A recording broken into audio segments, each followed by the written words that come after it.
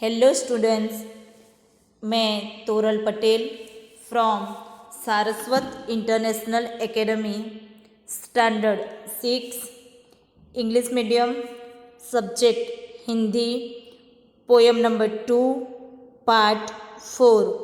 बच्चों, आगे के पार्ट में हमने पोएम को समझा था और टेक्स्ट बुक का अभ्यास और स्वाध्याय की भी चर्चा की थी। आज हम पार्ट 4 में पोएम नंबर 2 के प्रश्नों के सविस्तार उत्तर दीजिए उनकी चर्चा करते हैं, किंतु उससे पहले पार्ट 3 में करवाए प्रश्नों के एक एक वाक्य में उत्तर दीजिए, उनका थोड़ा रिवीजन कर लेते हैं। प्रश्न नंबर 11, निम्नलिखित प्रश्नों के एक एक वाक्य में उत्तर लिखिए। फर्स्ट, हमारा धर्म क्या होना चाहिए? हमने पोयम में सीखा था प्रगति न्याय मानवता धर्म हमारा। क्या? प्रगति न्याय मानवता। 3 वर्ड आप लोगों को याद रखना है। कौन कौन सा? प्रगति न्याय मानवता। आंसर क्या आएगा? सबकी प्रगति हो, सबको न्याय मिले और मानवता की रक्षा हो, यही हमारा धर्म होना चाहिए। सेकेंड, इस काव्य में प्रकृति के कौन कौन से तत्व हैं? आंसर, इस काव्य में प्रकृति के तत्व चंद्र, सूर्य, भूमि, आकाश, हवा, पानी। आगे थर्ड, आप इस काव्य को और कौन कौन से शीर्षक देना चाहेंगे? आंसर, एक विश्व एक धरा, हम सब विश्व बंधु। ऐसा। आगे नेक्स्ट, प्रश्न नंबर 4, हमारा जीवन क्या है?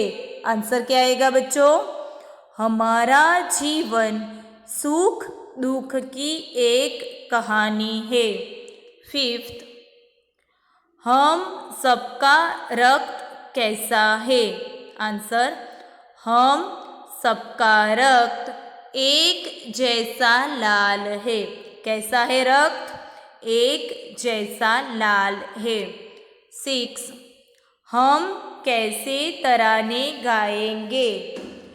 आंसर, हम समता और ममता के तराने गाएंगे। लास्ट, हमारा कर्म क्या है? पोयम में सीखा था राष्ट्रों में ऐक्य ही कर्म हमारा। आंसर क्या आएगा? सभी राष्ट्रों में ऐक्य मीन्स एकता, एकता बनाए रखना ही हमारा कर्म है। बच्चों, इधर तक हमने पार्ट 3 में देखा था। आज हम प्रश्न नंबर 12 में निम्नलिखित प्रश्नों के सविस्तार उत्तर लिखे उनकी चर्चा करते हैं। देखो, फर्स्ट क्वेश्चन, एक जगत एक लोक ऐसा कवि ने क्यों कहा? आंसर, यह संसार एक मानव लोक है। एक ही चंद्रमा सारे संसार में अपनी चांदनी फैलाता है। एक ही सूर्य सारे संसार को प्रकाशित करता है। दुनिया के सभी लोग एक ही धरती पर और एक ही आसमान के नीचे रहते हैं। इस प्रकार प्रकृति के तत्व हम सबके लिए एक है। इसलिए कवि ने कहा कि एक जगत एक लोक। बच्चों, फिर से एक बार देख लेते हैं। कवि ने ऐसा क्यों कहा, एक जगत एक लोक। आंसर क्या आएगा, यह संसार एक मानव लोक है। और क्या याद रखना है, एक ही चंद्रमा चांदनी देता है, एक ही सूर्य से सारे संसार को प्रकाश मिलता है, एक ही धरती पर रहते हैं, एक ही आसमान के नीचे रहते हैं। बच्चों, ये आंसर में ये 4 शब्दों बराबर ध्यान में रखना है। कौन सा, एक ही चंद्रमा चांदनी देता है, एक ही सूर्य सारे संसार को प्रकाशित करता है, एक ही धरती के नीचे रहते हैं और एक ही धरती पर रहते हैं, एक ही आसमान के नीचे रहते हैं।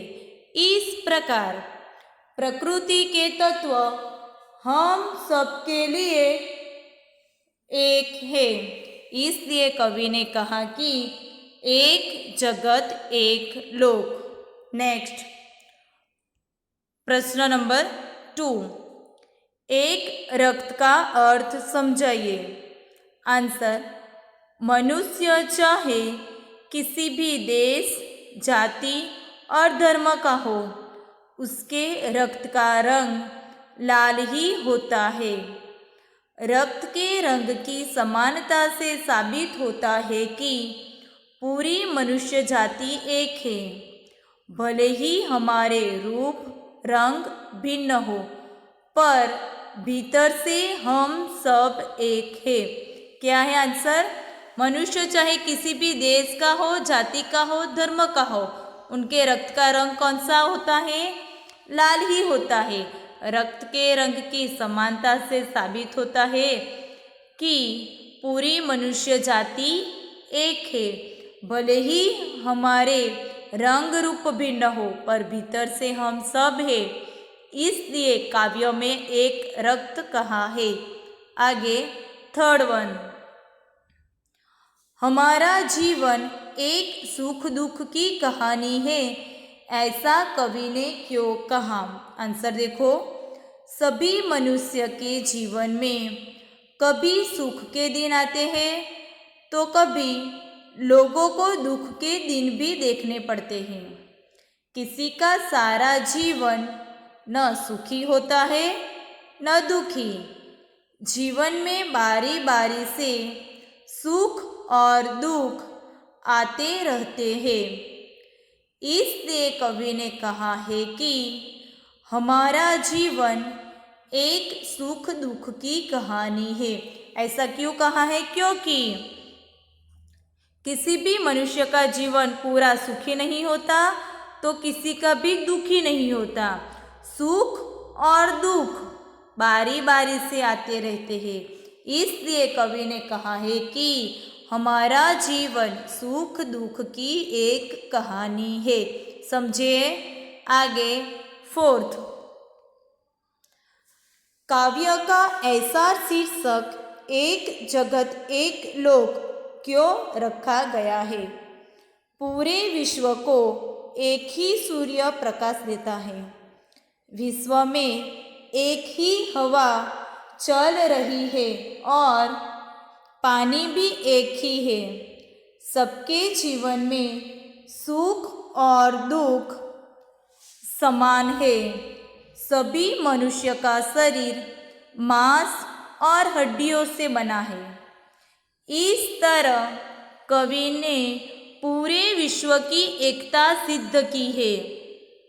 इसलिए इस काव्य का शीर्षक क्या दिया गया है, एक जगत एक लोक। सबके शरीर भी एक जैसा है, मांस और हड्डियों से बना है। और क्या बताया है, पूरे विश्व एक ही सूर्य प्रकाश देता है, एक ही हवा चल रही है, एक ही सूर्य प्रकाश देता है, एक ही हवा चल रही है, एक ही पानी का इस्तेमाल करते हैं और सबके जीवन में सुख दुख भी है। सबका शरीर की रचना भी मांस और हड्डियों से ही बना है। इसलिए काव्य का शीर्षक एक जगत एक लोक रखा गया है। अब लास्ट फिफ्थ, सभी नदियाँ अलग अलग है, फिर भी कवि क्यों कहते हैं कि एक ही पानी। सभी नदियों के पानी की वैज्ञानिक संरचना एक जैसी है। कोई भी नदी का पानी लो तो ये पानी की वैज्ञानिक संरचना एक जैसी होती है। सभी नदियाँ के पानी का मनुष्य के लिए समान उपयोग है। इसलिए कवि अलग अलग नदियों के पानी को एक ही पानी कहते हैं। भले वो नदी अलग अलग हो, लेकिन मनुष्य के लिए पानी का उपयोग एक ही जैसा है। मनुष्य के लिए एक समान उपयोग है और पानी की वैज्ञानिक संरचना भी एक जैसी होती है। इसलिए काव्य में कवि ने एक ही पानी कहा है। समझे? Thank you.